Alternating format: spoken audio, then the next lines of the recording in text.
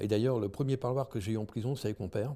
Je te demande que deux choses. La première, ne fais jamais couler une goutte de sang pour de l'argent, parce que tu ne serais plus mon fils.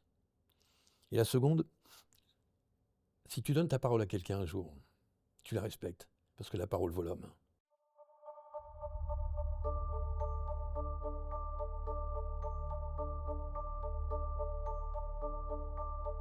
Bonjour, je suis Fabrice Rose, ancien braqueur, libéré depuis bientôt 20 ans, et réinséré, parfaitement réinséré, et romancier chez Robert Laffont.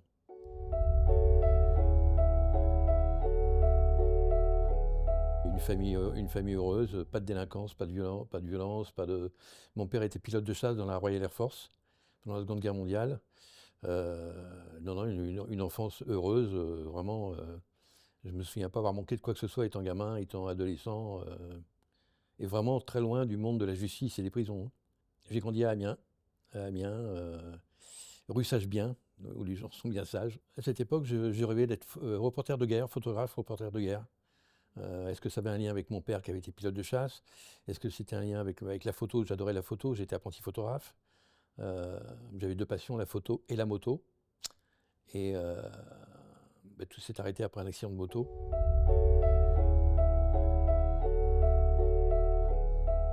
En 72, le 4 juin 72, où j'étais gravement blessé, fracture du crâne, éclatement du foie et de la rate, enfin bien amoché. Et quand j'ai repris connaissance plusieurs jours après, le chirurgien qui m'a sauvé la vie en m'opérant du foie m'a expliqué que j'avais failli mourir. Et en fait, j'ai paralysé sur le coup. Et puis, petit à petit, je me suis dit, mince, j'ai 19 ans, j'ai failli mourir. Il faut que je vive à fond, il faut que je vive, à 200 à l'heure. Faut que je vive à fond, à fond, à fond. Et dans le club de moto auquel j'appartenais, on était une vingtaine, il y en avait 16-17 qui travaillaient, dont moi. Et puis, il y en a deux qui braquaient des banques.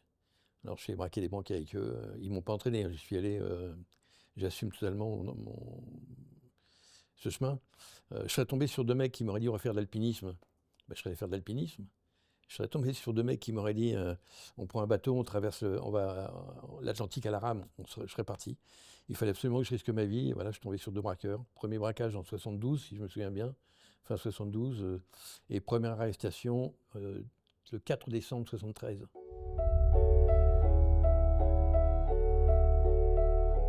Le premier braquage, j'étais chauffeur. Je ne suis pas rentré dans la banque, j'étais chauffeur.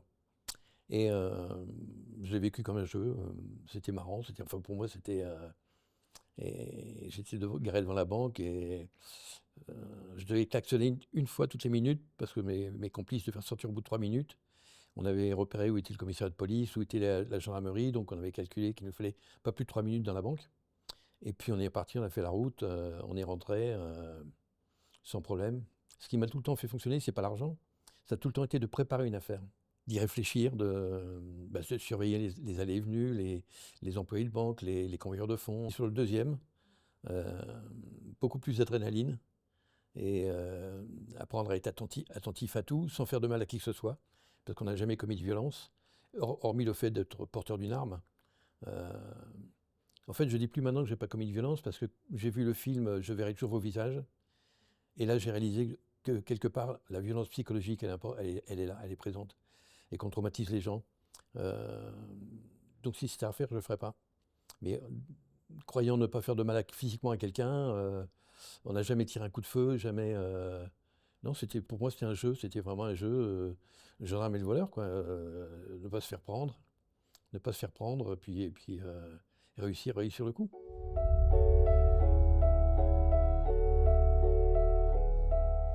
On se professionnalise, hein, donc on va de plus en plus loin dans les projets, et les projets de plus en plus gros. Cela dit, le Louvre, qui est une affaire qui était très bien préparée, mais je ne comprends pas. Je comprends pas ces mecs qui laissent leur ADN partout, qui sèment leur ADN comme le petit poussé sème des petits cailloux. Donc, je suis sceptique sur ces mecs. Pas sur le commanditaire, parce que c'est vraiment un coup très bien préparé. Ils savaient exactement ce qu'il fallait prendre. Mais je suis sceptique sur les casseurs, quoi, les mecs qui ont agi. Je ne vais pas les juger parce qu'ils sont au placard, mais je suis vraiment... ils ne correspondent pas aux commanditaires.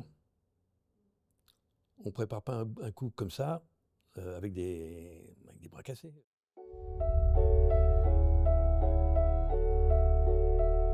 Quand vous montez sur un braquage, alors je ne vais pas donner de conseils, je n'ai pas envie de donner un conseil, mais quand vous montez sur un braquage, la première chose à faire, en préparant l'affaire, c'est déjà d'aller voir où sont les gendarmeries et les commissariats de police. Et est-ce qu'il y a des rondes fréquentes devant la banque que vous avez ciblées? Ça donne déjà un aperçu. S'il y a une voiture de police qui passe toutes les 10 minutes, eh ben on va aller ailleurs, on va pas rester là. Mais vraiment, c'est important de savoir où sont les policiers et les gendarmes. Ne jamais négliger leur professionnalisme, parce que c'est des professionnels. Moi, j'ai eu affaire à des mecs de la BRB, la BRI, l'OCRB, c'est des professionnels. Ne jamais s'imaginer qu'ils sont bons à rien, non, au contraire, ils sont très forts.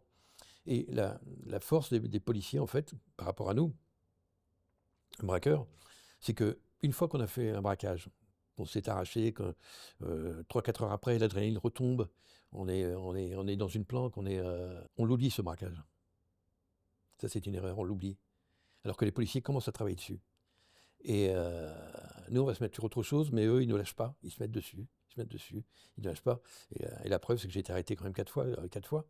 Et toujours des arrestations, même armées, sans tirer un coup de feu, sans je levais les mains, ok, j'ai perdu. Je me souviens une fois, j'ai été arrêté rue du Chemin Vert à Paris, là. En quelques fractions de secondes, je suis surtout dans le caniveau, les mains attachées dans le dos et tout. J'en voulais pas aux flics, ils font leur boulot. J'en ai jamais voulu à la police, à la gendarmerie.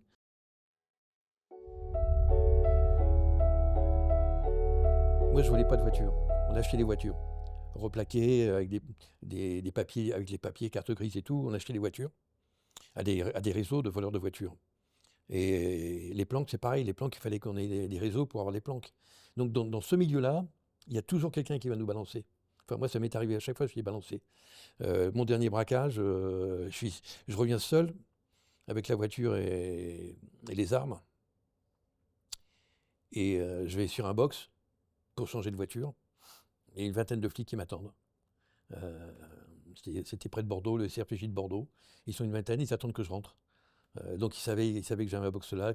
Ils ne m'avaient pas pris en filature avant. Ils savaient que j'étais là, que de toute façon j'allais revenir là. Et pareil, hein, j'ai levé les mains en pensant tout de suite aller le placard, ça me retombe dessus. Mon plaisir, c'était de pratiquement passer tout le temps. Je suis passé sur 3 procès, je suis passé seul aux assises, j'ai balancé personne. Et sur un autre procès, sur 2 autres procès, parce que je suis passé 5 fois aux assises, sur 2 autres procès, j'avais des complices. Parce que j'étais resté avec un de mes complices dans la même voiture. Mais j'ai réussi à le faire acquitter en prenant tout sur mon dos.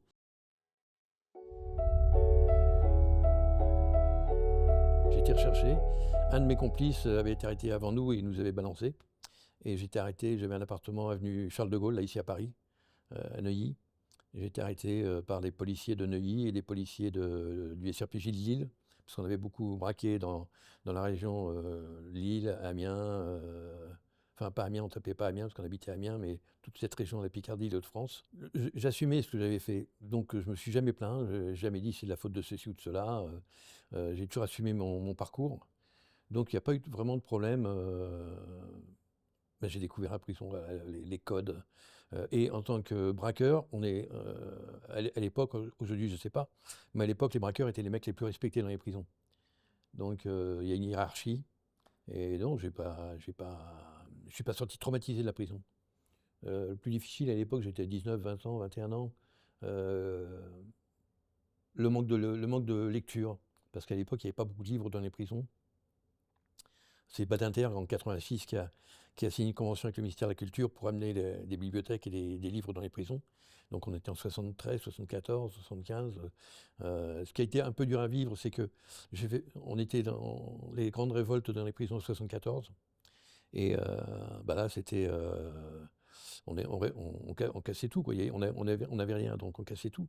Donc on était gardé par les CRS, on allait au mitard, toutes les prisons de France s'étaient embrasées. Et Giscard, à l'époque, qui était président, a voulu comprendre pourquoi on cassait toutes les prisons. Et il a découvert que dans les prisons, il n'y avait rien, qu'on n'avait absolument rien. Il y avait d'autres comme bouquins, on avait, je sais pas, quelques livres, Agatha Christie, Simenon, on n'avait pas de bouquin de philo, on n'avait pas de bouquin d'histoire, on n'avait pas de bouquin de littérature, on trouvait pas Balzac, Hugo, on trouvait pas tout ça. Oui, c'est peut-être ce qui m'a le plus manqué dans ces années-là, l'absence de livres. Je me suis jamais plaint, quelles que soient mes conditions de détention. J'ai passé des années d'isolement, j'ai fait beaucoup de mitards. Je ne me suis jamais plaint, jamais. Euh, j'ai toujours assumé ce que je faisais. Et ces mecs, ces romanciers, ces poétesses, m'ont vraiment ouvert l'esprit. Euh, ce qui ne m'a pas empêché de récidiver, mais avec une réflexion tout le temps sur la valeur de la vie.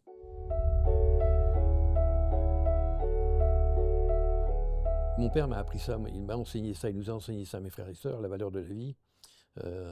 Il avait vu tellement de carnage pendant la Seconde Guerre mondiale. Et d'ailleurs, le premier parloir que j'ai eu en prison, c'est avec mon père. Et à l'époque, il n'y avait pas de parloir libre, on avait des gigaphones. Donc, j'aime autant vous dire que j'étais pas très fier de faire venir mon père en prison, qui était un héros de la Seconde Guerre mondiale, plein de médailles, la Légion d'honneur et tout. J'étais vraiment pas fier. Et mon père est arrivé avec un sourire qui fait du bien, qui vous apaise. Il a toujours un sourire, mon père.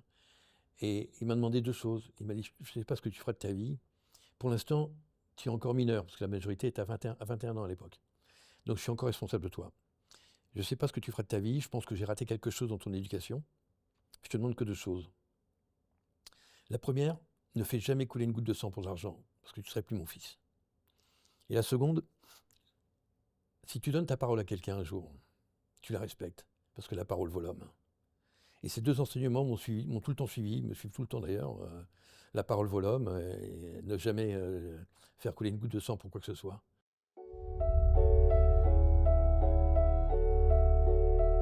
Ma dernière incarcération, je me demandais ce que j'allais faire de mon temps. J'avais pris 18 ans, j'en avais encore un paquet à faire. Et je voulais me lever de tout ça. L'écriture m'a fait tomber les murs, comme la littérature, comme la lecture. Je me sentais plus en prison quand je lisais ou quand j'écrivais. Je me sentais plus du tout en prison. Et à la centrale 10 heures, sur ma dernière peine, j'ai créé une bibliothèque avec 5000 titres. Et j'encourageais les gens à venir lire, à en prêter les bouquins, à lire. Ça a été ma motivation, ouais, vraiment une motivation. Jusqu'au jour où ma fille est venue au parloir. On était en 2000. Le parloir le matin s'est très bien passé. Alors là, il n'y avait plus de diaphone, il y avait des parloirs libres. Le parloir s'est très bien passé. Et puis l'après-midi, elle était déjeuner extérieur, moi dans ma cellule. Elle est revenue à 14 heures. Donc elle m'expliquait sa vie à Paris. Et quand elle est revenue l'après-midi, elle s'est mise à pleurer. Les larmes, le menton qui tremblait, les larmes. Moi, je lui ai demandé qui est-ce qui t'a fait du mal? Quelqu'un t'a fait du mal? Et là, elle m'a dit oui, toi. Toi, alors là, je me suis pris une uppercut au foie. Ok, bah, vas-y, parle-moi, dis-moi, oui, vas-y, dis-moi ce qu'il fait. Et elle m'a dit voilà, je veux que tu arrêtes. Moi, je lui ai dit mais attends, j'ai encore 12 ans à faire, 12-13 ans à faire, là. Tu te rends pas compte? Si, je me rends compte. Mais je veux un enfant, pas demain, pas après-demain, pas dans 6 mois, je sais pas. Je veux un enfant. Et si un jour j'ai un enfant, je veux qu'il connaisse contrairement à moi. Moi, je ne l'ai pas connu, ou très peu. Donc si j'ai un enfant, je veux qu'il te connaisse, je veux que tu arrêtes. Et ben, je lui ai séché ses larmes et je lui ai dit ok, t'as ma parole, j'arrête. Ouais, j'ai donné ma parole à ma fille et ouais, j'ai arrêté. Et les mots permettent d'apaiser les choses quand il y a des moments de tension, de violence. Avec les mots, on fait plein de choses. Alors, inversement, on peut faire beaucoup de mal avec les mots. Il suffit d'écouter certains discours politiques. On va repartir dans l'histoire. Hitler, Mussolini, tous ces discours de tyrans, de dictateurs. Oui, avec les mots, on peut faire beaucoup de mal, mais on peut faire beaucoup de bien aussi. Les mots lire, c'est... On s'enrichit en lisant, on enrichit notre vocabulaire. Et puis on peut faire face à des situations. J'ai des moments de tension en tôle, oui. Les mots m'ont permis d'apaiser les choses. Et puis amener les autres à lire. Alors il y en a qui n'avaient pas besoin de moi pour lire, hein, les mecs qui lisaient, mais il y en a beaucoup qui ne lisaient pas ou qui n'osaient pas lire parce qu'ils ne savaient pas lire. Ça c'est terrible aussi, l'illettrisme qui est en prison. C'est terrible. Il y a beaucoup de gens qui n'osent pas dire voilà, je voudrais apprendre à lire, apprendre à écrire. C'est plus simple dans les quartiers de femmes. Les femmes sont plus pudiques, mais elles vont quand même de l'avant. Dans les prisons d'hommes, c'est un peu, c'est le mal alpha, il faut être costaud, faut pas dire qu'on ne sait pas écrire ou pas lire, il faut pas dire ceci, il faut pas dire cela. Non, non, les mots sont importants.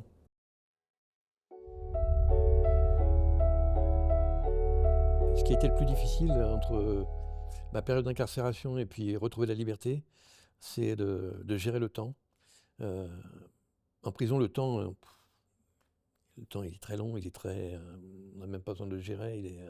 Par contre, dehors, tout va si vite, tout va tellement vite. euh, c'est, euh, on se demande si on va réussir à tenir le rythme. Le jour de ma libération, en 2005, décembre 2005, j'ai pris le train pour remonter sur Paris. C'est les gens qui se bousculaient.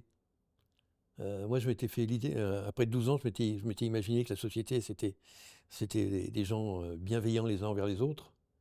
Il n'y a pas de violence, il n'y avait pas de ceci dans la liberté, c'est pas possible. Et ben, j'ai découvert que oui, il y avait pas beaucoup de bienveillance. Les gens, en plus, on était le 23 décembre, les gens partaient en vacances de Noël, ils se bousculaient. Des personnes âgées pour porter leurs valises dans le train, personne ne les aidait. Ça m'a choqué. J'ai trouvé ça très, très difficile de découvrir une société qui est plus égoïste qu'on l'imagine. Reprendre le volant d'une voiture, reconduire, me refaire faire des papiers, d'identité, passeport. J'avais plus rien, j'avais plus rien. Alors, enfin, j'avais plus rien, j'avais ma famille, hein, ma famille qui m'a beaucoup aidé au début, euh, toujours présente, ma famille. Mais c'est vrai on voudrait que le temps s'arrête. On sort d'un endroit où le temps s'était arrêté, et en même temps, là, j'étais gare de Lyon et gare du Nord. J'aurais voulu que le temps s'arrête. Je ne comprenais pas que les gens se précipitent comme ça les uns sur les autres pour monter le premier dans le train, ouais, la première journée était très dure. Les services d'insertion et de probation m'ont aidé à trouver du boulot, hein, parce qu'en détention, on ne peut pas trouver du boulot, pas simple de trouver du boulot, on n'a pas Internet, on n'a pas tout ça. Et en fait, il y a un hôpital, un des établissements hospitaliers où j'ai bossé, un hôpital, qui cherche un bibliothécaire. Euh, Ils m'ont demandé si je voulais faire ça, bah ouais, ok, ah ouais, surtout bibliothécaire. Donc j'ai commencé bibliothécaire dans cet hôpital en janvier 2006. Mais j'ai adoré me retrouver ça dans les bouquins, amener des bouquins aux patients, amener des bouquins aux résidents. J'ai adoré vraiment. Je me suis mis à fond dedans et j'ai très vite oublié la prison. En fait, la prison, ça n'a pas été un traumatisme pour moi. Je pense que c'est différent pour quelqu'un qui n'assume pas ce qu'il a fait. Moi, j'assumais totalement mon parcours. Donc la prison, ce n'était pas un traumatisme, ça faisait partie, voilà.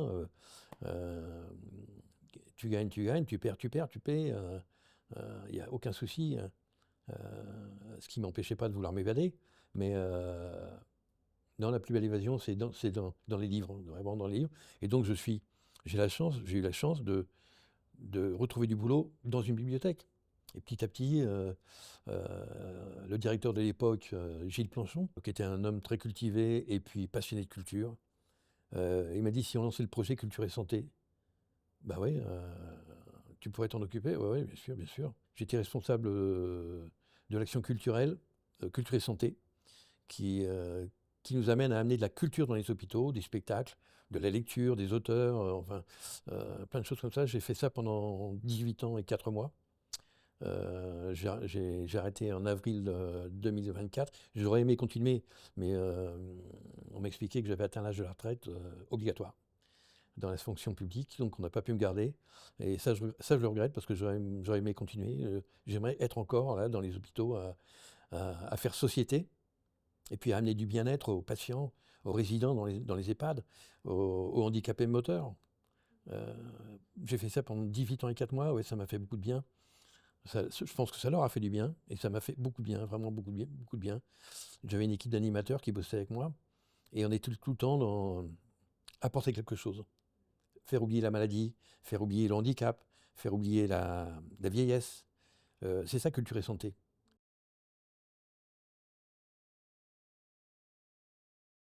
Je lui dirais, attends, fais demi-tour, ressors, et puis ne fais plus de conneries, ne fais plus de conneries. Reprends ton métier de photographe, va passer ton CAP de photographe, et va faire ce métier que tu veux faire, reporter de guerre. Va voir dans le monde tout ce qui se passe dans le monde, va témoigner, va montrer ce qui se passe dans le monde. Là, aujourd'hui, je serai photographe de guerre, mais j'irai en Afghanistan.